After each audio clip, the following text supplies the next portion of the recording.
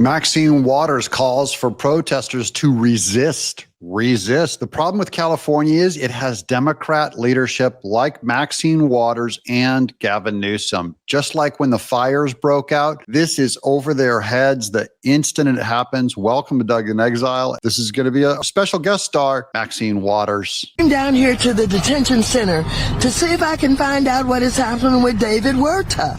He is one of our leaders in organized labor, head of a local SEIU union.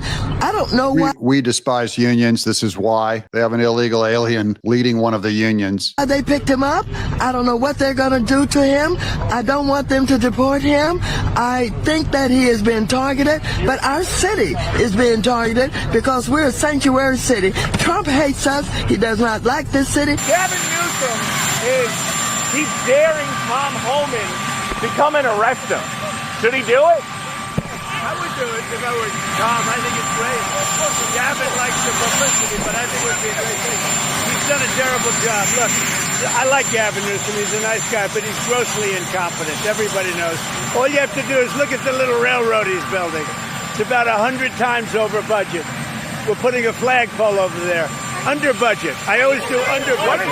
He's trying to intimidate, and he sent the guns in here on us. The governor didn't know anything about the National Guard coming here. He did it on his own. We can't be intimidated. We've got to get the people out. We've got to get the elected officials out. We've got to resist him. Remember, these are the same Democrats that said on January 6th, we're going to go into a lot of this too, that Trump didn't bring in the National Guard in time to do anything about it. Now he brings in the National Guard and they're going, what are they doing here? I'm going back out into the communities where ICE was last night to make sure people know that their elected officials are standing with them. Thank you. What's your next step now? I'm going out to Lenox and to Paramount, Watts, and South Central where they were last night to see if ICE is back out there. How about a message for the community? The community is don't be intimidated. Don't be afraid. Do what we did in the civil rights movement. Protest peacefully. Get out. Make your voices heard. The more people we're able to engage, the more we can push back on them.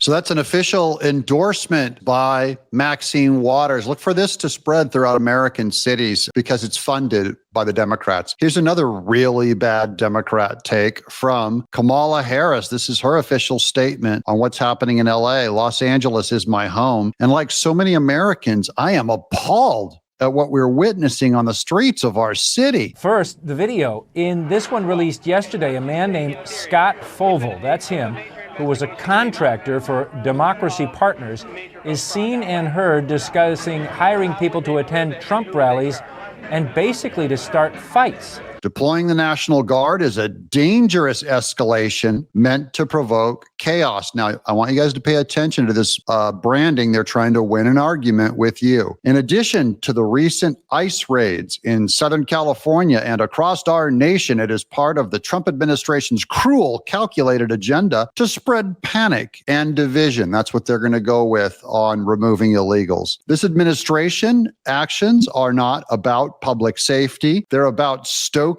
fear of a community demanding dignity and due process and the right to burn cars. Protest is a powerful tool, and this is what they're going to call it. Remember, the branding is everything. They're calling this a protest, not riots, not vandalism, not an insurrection, which it's all three of those, because we don't have a problem with peaceful protest, gang. Demonstrations in defense of our immigrant neighbors have been overwhelmingly peaceful. I continue to support the millions of Americans who are standing up to protest our most fundamental rights and freedoms. So I just want to keep letting the Democrats do this to themselves. Their branding, they're running on this. They're throwing in with the illegals against the American citizens. Yeah, the Defense Department has the U.S. Marines on high alert right now. Is it warranted, or does this sort of escalate the situation? I mean, whatever happened to states' rights? I thought that was what you do, because you tell the state, this is what we're thinking of doing. You know, you don't just send people in. You don't just send troops in. But what do I know? I've never run a state. But I don't really, you know, when you come in and everyone is, when you go into the donut shop to look for people and you're dressed in tactical gear, you're creating an issue. You're creating a problem. Here's Stephen Miller. California is the largest sanctuary state in America. The state has ordered every police department and sheriff's office in the state not to cooperate with federal immigration enforcement, even if they have committed grievous crimes. Illegals are given free welfare, health care, and every other conceivable state benefit. They are made immune in every way. Simply put, the government of the state of California aided, abetted, and conspired to facilitate the invasion of the United States. Now, I talked about branding. This is going to be the official Republican position. And you're going to have to choose between what Maxine Waters said or Kamala Harris said and Stephen Miller, and they're going to lose. The Americans are overwhelmingly against this kind of rioting. This is Trump's net approval rating on immigration. It's gone up like a rocket. Compare now versus 8 years ago during Trump's first term. Look at this. In his first term, Trump was way underwater at minus 21 points. But look at this. He's up over 20 points. Now, in the aggregate, he is in positive territory at plus 1 point on his net approval rating. Some other polls even have it a little bit higher than that. There is no issue on which Trump is doing so much better than he was in his first term, more than the issue of immigration. Now here's Karen Bass breaking. Leaks reveal Los Angeles Mayor Karen Bass prevented police from responding to ICE agents. So the ICE agents called in for assistance after being overrun by rioters, and she forbid them to help. So they're on the other side of this. Here's a Devery Darkins post I found. This is CNN on the polls favoring Republicans. So Donald Trump, the president, picking a fight on this. And to an extent, you see Los Angeles Mayor Karen Bass, a Democrat, and the California Governor Gavin Newsom pushing back. So what do voters see in terms of their perceptions of Republicans, the president, or Democrats, say Gavin Newsom, on this issue? Yeah, the American electorate believe that the Democrats don't have a clue on the issue of immigration. I mean, you could just take it here. Closer to trust more in immigration, Democrats versus Republicans. Got 3 different polls for you across the board. They all tell the same story. Republicans lead on the issue of immigration. Well, that's not just why. I mean, Trump is a rule of law president. He's not just going to win this thing politically, although that's an added benefit. Now, this is an important video of Maxine Waters. She wants to check in on someone who was taken into custody, and we're going to compare it to how Margie Taylor Greene was covered. No, I want you to, hello, Congresswoman Waters. I just came to use my congressional authority to check on David. We have a lobby securely now to all visitors. Excuse me, I need to get in. Contact our public appeal. I need to get in. Slammed in her face. I'm going to play that again. It was too beautiful because she's all, I'm using my congressional authorities. I need to get in. Contact our public appeal. I need to get in.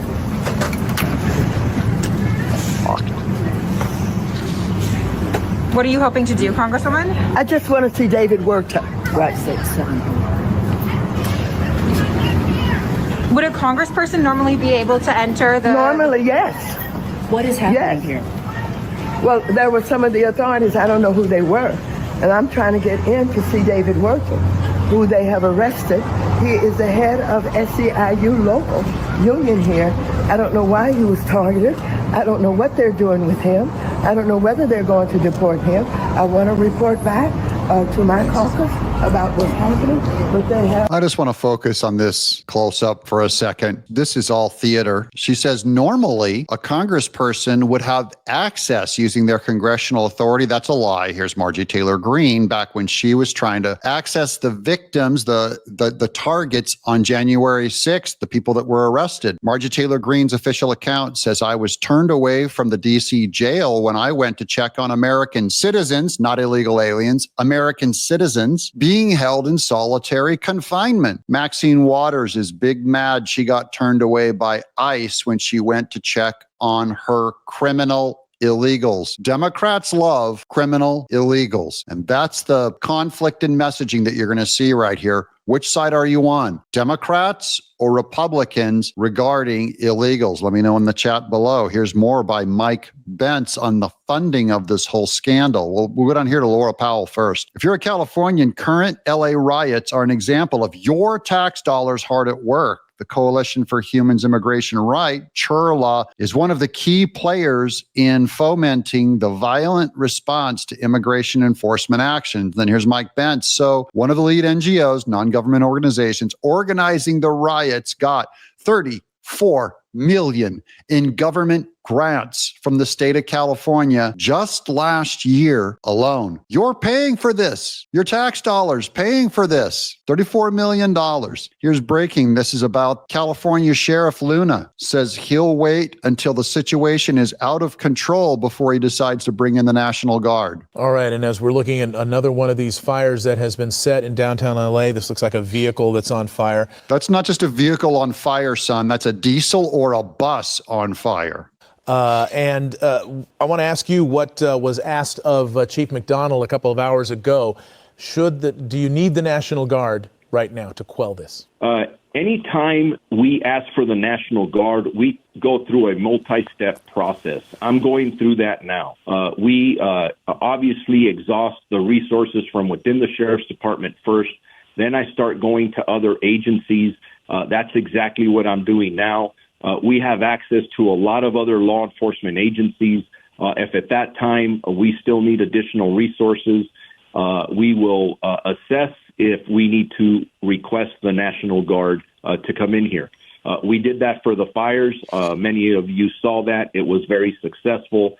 And that is a tool in the toolbox that we're ready to use if necessary. The last time, well, not the last time, but the last time it was for a law enforcement reason was during the unrest that occurred after the murder of George Floyd, and before that, 1992. One is the urgent need to restore order. What followed Wednesday's jury verdict in the Rodney King case was a tragic series of events for the city of Los Angeles. Nearly 4,000 fires, staggering property damage, hundreds of injuries, and the senseless deaths of over 30 people. To restore order right now, there are 3,000 National Guardsmen on duty in the city of Los Angeles. And you go through those steps, and at the end of it, if things are still out of control, that's when you call the National Guard from a law enforcement perspective? I wouldn't say, Mark, that we wait till it's out of control. We're continuously assessing what... They don't wait till it's out of control as we're watching live footage of it out of control. They waited until it's out of control. He also called the fire response, Palisades fire response, a success. They too waited until that was out of control. Here's another one. This is from a CNN propagandist, falsely claims the riots in LA only got violent at night. That's the other narrative that the Democrats are running with. You tell me, do you see any violence during the day in this clip, even while she says this? Initially sparked the will from so many people to come out and protest initially peacefully, but then some took to those acts of violence. I want to play a soundbite from the Los Angeles Police Department chief on just how bad that was.